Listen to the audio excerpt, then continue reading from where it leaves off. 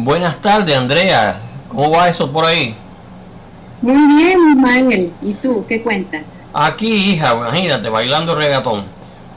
Óyeme, Andrea, qué gusto hablar contigo. En- Déjame presentarle a nuestros radios oyentes. Andrea Amoson es una escritora chilena que reside en Texas con su familia.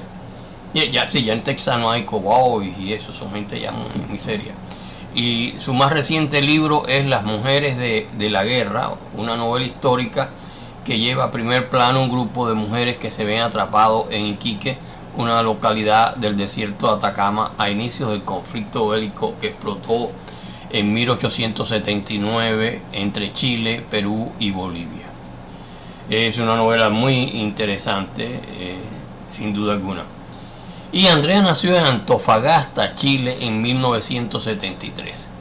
Es autora de novelas y cuentos con mujeres como personajes principales. Ha escrito también la novela Rictus y las colecciones de relatos, Cuentos Encadenados, Érase una vez Laurides y la novela histórica Las lunas de Atacama. Estos últimos tres libros han sido premiados en el International Latino Book Awards en Estados Unidos en el 2016, 2017 y 2018, en categoría Mejor Libro con Enfoque Latino, siendo el más notable su primer lugar con Las lunas de Atacama. Pero primero vamos a empezar haciéndote una pregunta. ¿Qué nos puedes contar de Las mujeres de la guerra? Que es un libro más reciente, ¿no? Sí, esta es una novela que se publicó en mayo de 2019 en Chile por Ediciones B.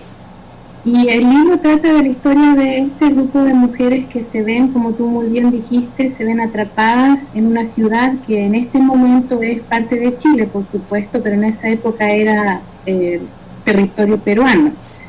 Entonces estas mujeres, que incluye una gran variedad, hay europeas, hay chilenas, hay peruanas y también hay personas nativas del área, se ven atrapadas, tienen que sobrevivir el bloqueo de la ciudad de Iquique.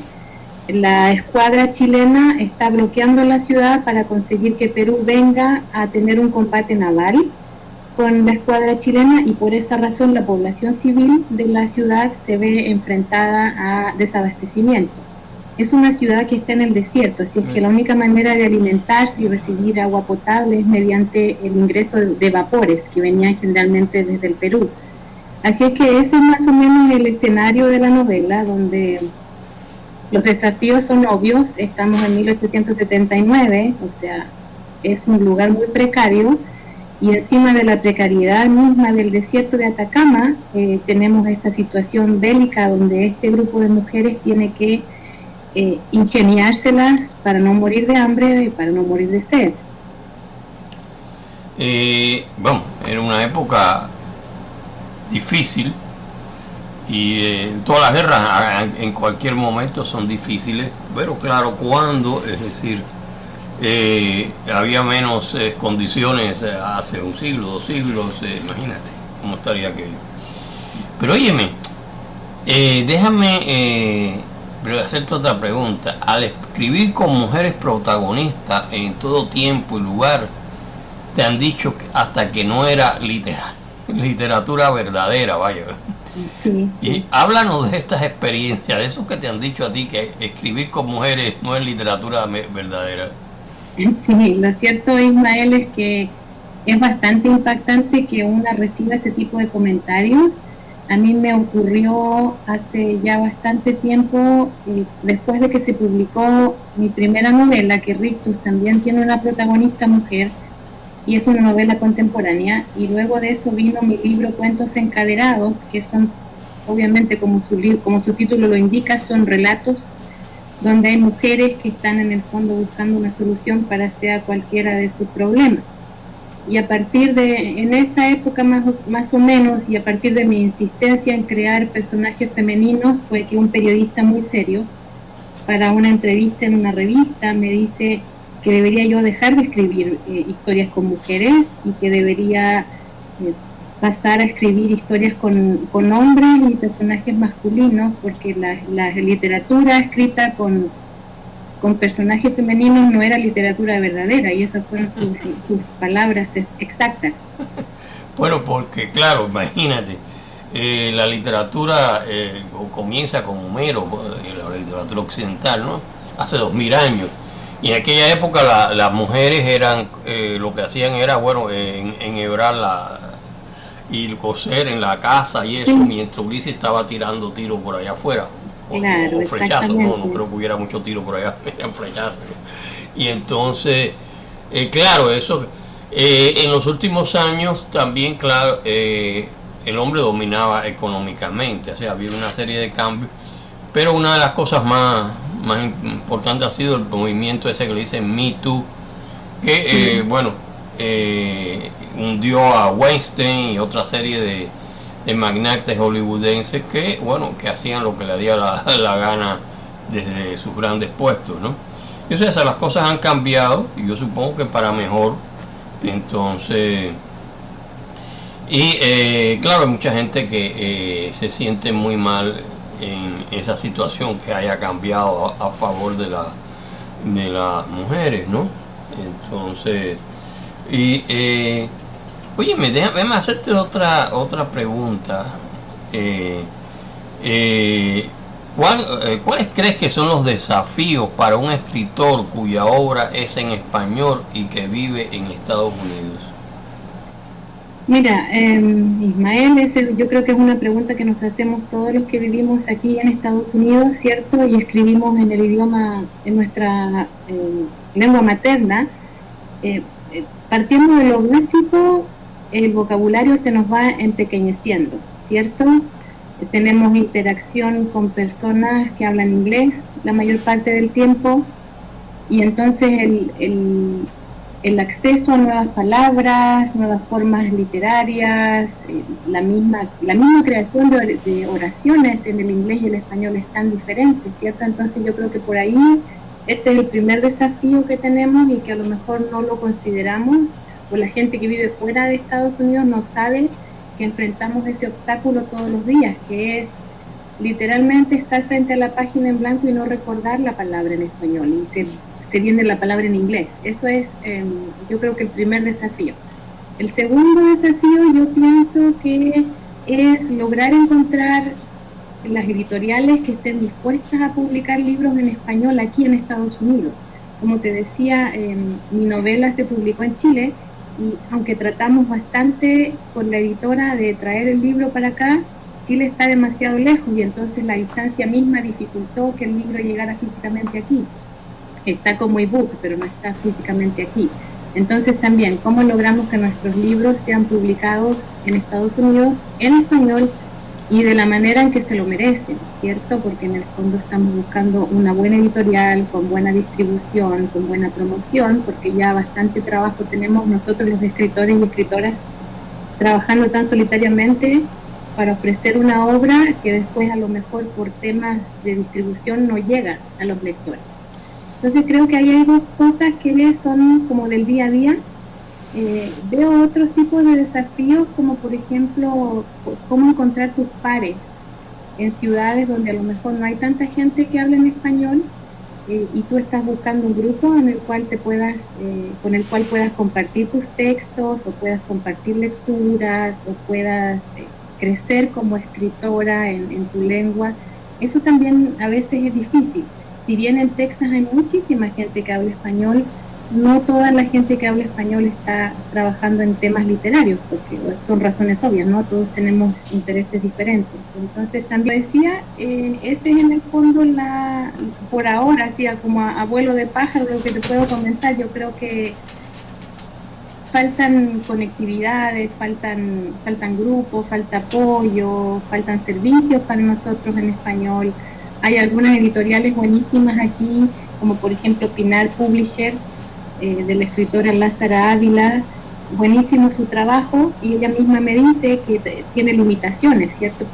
En términos de envergadura. Ella quisiera hacer más, pero no le es posible. Entonces yo creo que en el fondo tenemos ahí bastantes desafíos, pero también al mismo tiempo creo que hay mucho espacio para crecer como escritores y escritoras aquí en Estados Unidos. Bueno, déjame decirte que yo precisamente, mira, ahora puse online de viaje por la literatura y el cine, y ahí precisamente yo tengo un ensayo de cómo desaparecieron hace cerca de ya más de unos 15 años por ahí, las grandes, 15 o 20 años, las grandes editoriales que había en español aquí, por lo menos en todo el este de Estados Unidos, como Las Américas, que estaba en New York, Lectorum, o sea, esas grandes editoriales, la editorial de Universal, toda una serie de La Moderna Poesía, todas esas editoriales, es decir, y librerías en español, porque eran editoriales y librerías, es decir, ellos editaban y vendían sus libros ahí. En New York principalmente, aquí en Miami también desaparecieron. Una de las razones es, por supuesto, que en los últimos 10 años pues ha avanzado mucho el problema del libro digital, ¿me comprende? Además, óyeme, por lo menos aquí, lo que es en el sur de la Florida, aquí te pasas largo tiempo sin hablar inglés. Entonces, imagínate, la mayor parte del día se hace en español. Entonces, porque ya todo es en español, ¿no? Es rara vez que te encuentras, es decir, gente que no habla inglés. Los hay, ¿no? Por supuesto, hay ciertos sectores que no quiero especificar mucho por ahí, pero mayormente aquí se habla mucho en español. Y en las editoriales, mira, te voy a decir algo. Yo tengo precisamente una red de literatura y cine que es para, hacer la promoción de todas esas obras literarias y de obras de cine, ¿no? Pero de obras literarias principalmente en español, por supuesto. Y esa es una razón y podemos sobrevivir. Te voy a decir, mira, aquí yo tenía un editor en Tampa que hace, me tiene ya editado como 7 o 8 libros. Y él tenía nada menos que en esa época, te estoy hablando de 2012, tenía 79 libros editados. Ya era una editorial grande. Y él utilizaba el print on demand, por supuesto, los ponía en Amazon y ahí él canalizaba las ventas y a través de ellos, etcétera. Tú sabes que lamentablemente por allá en diciembre del 2012 me enteré de que lo habían capturado asaltando un banco. Y entonces, parece una historia de ficción. Bueno, era una historia de ficción.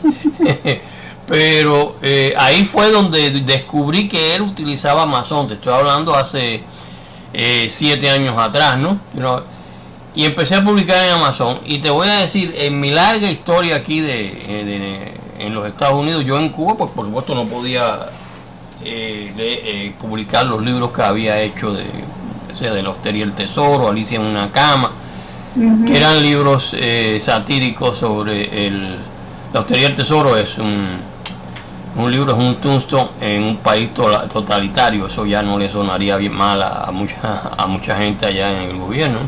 Y Alicia en las Mil y una Camas y los otros y la Ciudad Maravillosa fueron los libros que yo saqué a través de Reinaldo Arena y con la ayuda los guardó Severo Sarduy. No sé si los conoce, pues ya han desaparecido. Entonces descubrí que, es decir, que existía ahora Amazon y uso hoy en día Amazon, porque bueno, en esa larga hilera de editores que empecé con Las Américas allá en la librería y editorial Las Américas en New York, allá por el 1982 para acá, he tenido unas cuantas. He tenido Intel Book, la editorial Portilla, que es el donde te digo que entonces toda una serie de editoriales, como cerca de media docena, y con una característica: ninguno me pagó nunca un centavo de derechos de autor. Coño, qué cosa más extraña. Incluso cuando yo hice la presentación allá de la Hostería del Tesoro en New York en 1982. Que es bueno, es una, no sé si has visto la portada, que fue hecha por Jaime Bellechaze, que era un pintor muy famoso que murió también.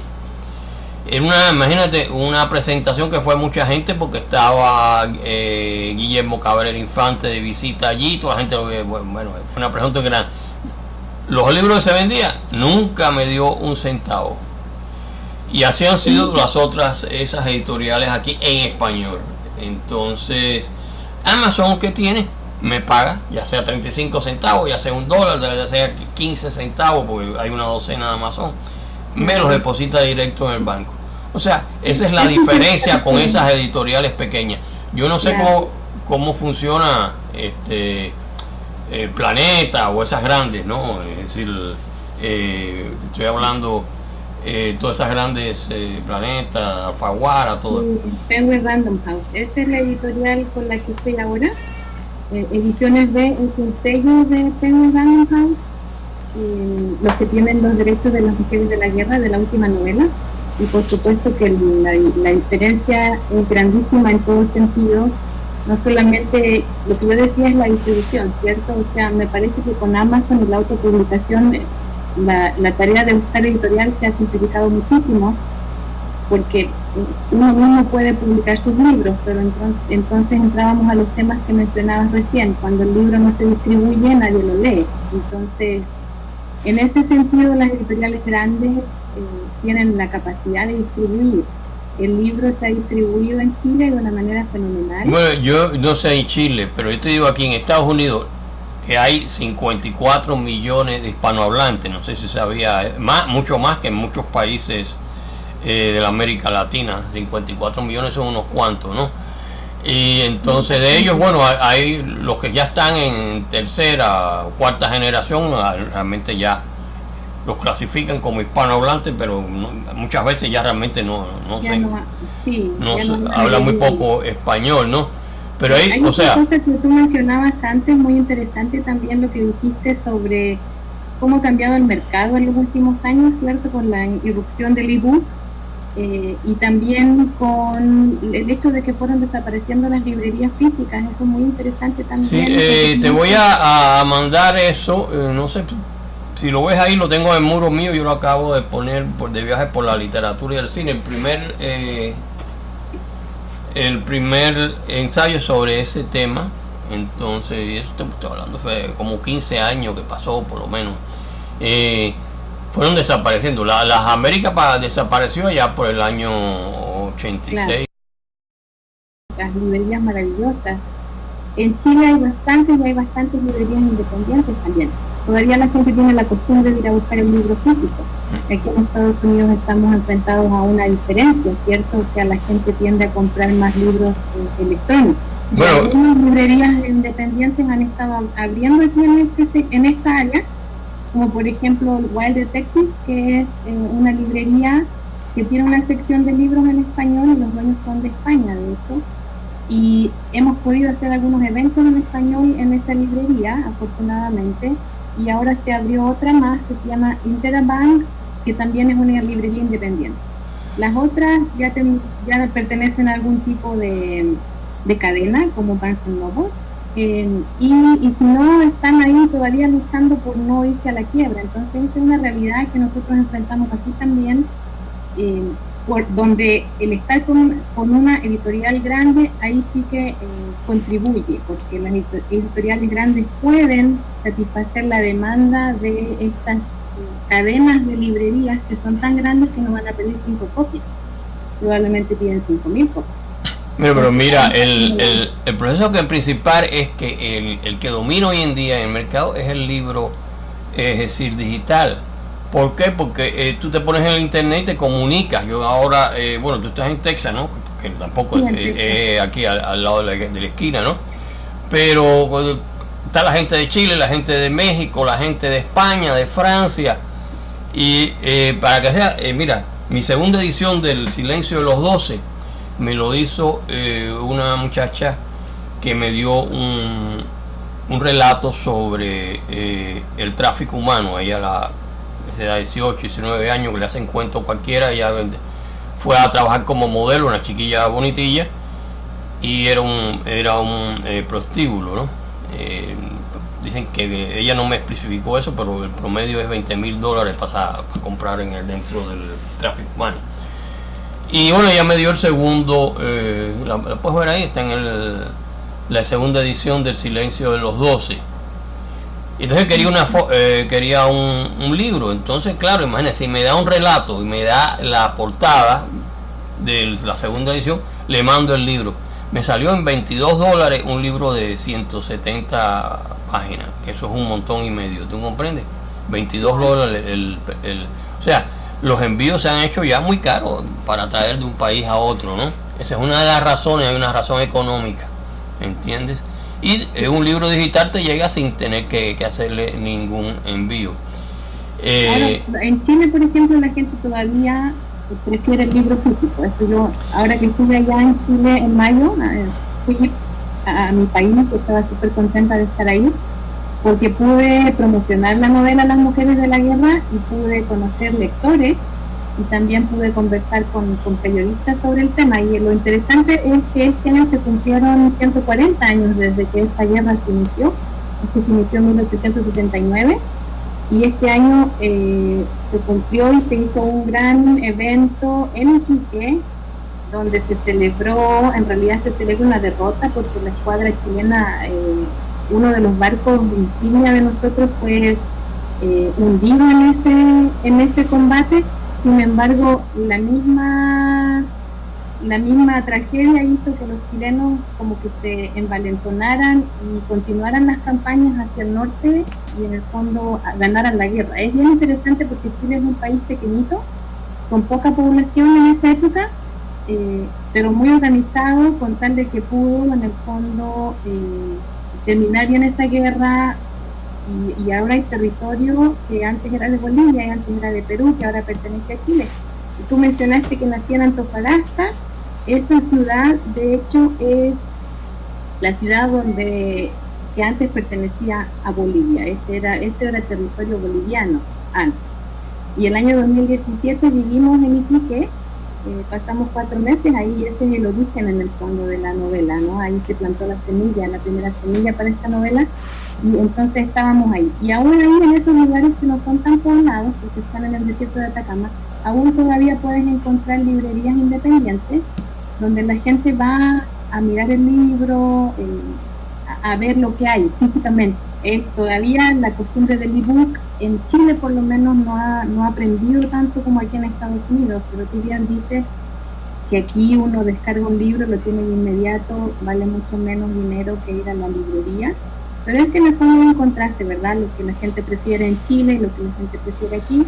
Pero yo, como te digo, en este momento todavía la gente en Chile prefiere los libros físicos. Y eso lo vi, como te digo, en este viaje que hice en mayo cuando la novela se publicó, para la promoción del mismo. La gente es un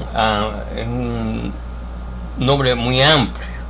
Yo te digo, las nuevas generaciones. ¿Tú te has montado en un subway de New York recientemente? No, yo estoy hablando de Chile. Bueno, yo te estoy diciendo aquí, es decir, en un subway New York, un subway, un subterráneo de España, te montas en los buses aquí o en los trenes de Miami y tú verás toda la generación ya más joven, de los 30 y pico para abajo, y los 30 y pico para abajo llega hasta los 2 y 3 años, ¿no? Metido la cabeza en su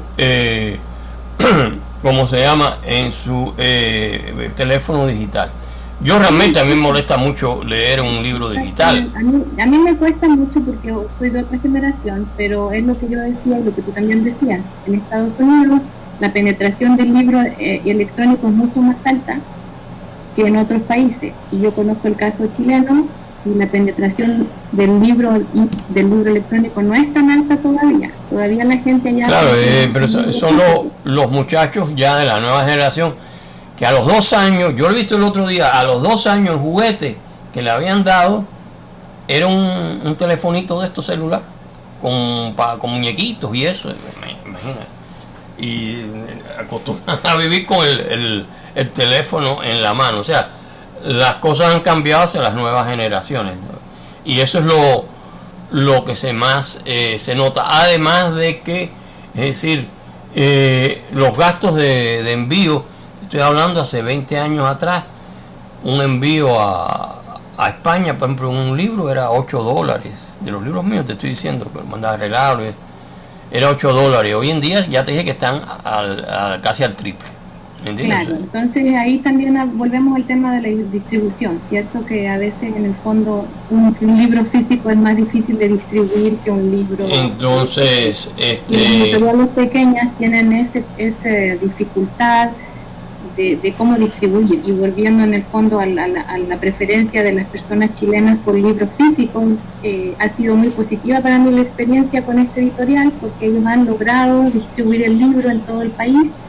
Y entonces a mí, de hecho, los lectores me mandaban fotos con la novela desde el norte hasta el sur de Chile, y eso no había pasado con ninguno de mis libros anteriores, los que tú leíste. Claro, bueno, el libro, el tema es muy interesante, ¿no? Pero ahora tú me hablaste de Book and Books. Y oye, ese Book and Books, yo he hecho presentaciones allí en Books and Books, te estoy diciendo hace 15 años para atrás o algo así, ¿no? Yo te comentaba en una librería de aquí, de Dallas, Texas. Se llama Wild Detectives. Bueno, lo único que malamente queda por aquí en inglés es Book and Book. En español hay una chiquitica, que abrió por Coral Gable, y la dirige un viejo retirado y eso, pero todo lo demás, y las había muy grandes aquí también, ¿no? Manuel Salvat, que era el dueño de la Universal, la Moderna Poesía, todo eso desapareció para el diablo. Entonces, o sea, ese es, como ya te dije, el nuevo estilo es el libro digital, que no me entusiasma, pero bueno, es la verdad, porque es la forma más económica de comunicarse a grandes distancias con toda la serie de lectores. Mira, yo he hecho ahora, creo que era la entrevista número 223. De esas 223 entrevistas, ¿cuántas son de Miami o aquí del sur de la Florida? Sí, no sé, 4 o 5 por ahí, 4 o 5 de 223, calcula. Y la tecnología es una gran herramienta para mantenernos comunicados. Si no hubiera sido por el internet, por ejemplo, a mí me hubiera sido imposible acceder a documentos que están almacenados en sitios web oficiales de Chile, de Perú y de Bolivia, donde yo podía investigar sobre el tema de la guerra del Pacífico, que es la guerra que está de trasfondo en mi novela. Entonces te entiendo cuando dices es imposible hacer estas entrevistas sin esta tecnología, estoy totalmente de acuerdo. Entonces, yo podía acceder al sitio web Memoria Chilena, por ejemplo, podía acceder a los archivos de la Biblioteca Nacional, me era posible encontrar estudios sobre la guerra, estudios sobre la ciudad antes que perteneciera a Chile, cuando estaba bajo dominio peruano. Entonces te entiendo completamente, sin esta tecnología hubiera sido muy difícil para mí escribir esta novela. No, imagínate tú, trabajarte en persona, todos esos lugares. O sea, esta tecnología está aquí para quedarse, ¿no? Entonces, y las nuevas generaciones, ya te estoy hablando, los treintañeros para abajo, ya no saben bien qué cosa es coger un libro impreso en la mano, ¿no? Con tal que estén leyendo, todo bien. Bueno, sí, ya te dije, bueno, ya los muchachos están aquí leyendo ya, no sé qué estarán viendo en esos gente que tú ves en los buses de aquí de Mayamense, en los trenes Mayamense o en los subways de New York, de España, pero por lo menos están mirando algo de lectura ahí, en fin. Por lo menos tienes la posibilidad, ¿cierto?, de leer algo. ¿Cierto? Entonces, óyeme, Andrea, el tiempo se nos está acabando. ¿Me quieres decir algo de tus proyectos futuros, por favor?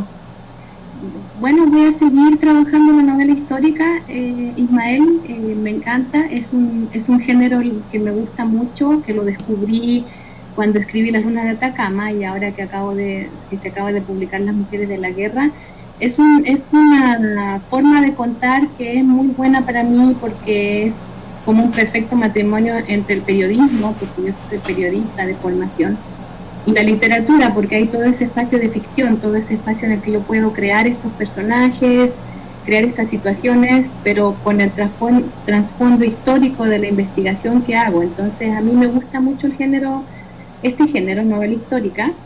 Espero seguir escribiendo mujeres como personajes principales y seguir en el fondo descubriendo otros hechos que han marcado la historia no solo de Chile, puede también ser de otros países, pero lo más importante es para mí seguir contribuyendo al mundo literario con historias que tengan a mujeres como personajes principales. Vaya, hay gente que le va a dar un ataque al corazón como si te oye, voy a oír esto. Bueno, oye, Andrea, se nos acaba el tiempo. Te agradezco muchísimo toda tu exposición. Cuando caigas por Miami, pues me avisa. Pues, te saludo, te invito a un café por allá por los restaurantes que quedan de cubanos que casi día. Hasta eso está desapareciendo hoy en día. A la gente le gusta el fast food más que otras cosas. Pero bueno, óyeme, nos vemos. Muchas gracias por tu tiempo. Mucho éxito. Ok, bye bye. Muchas gracias, Ismael. Muchas gracias a todos. Hasta luego.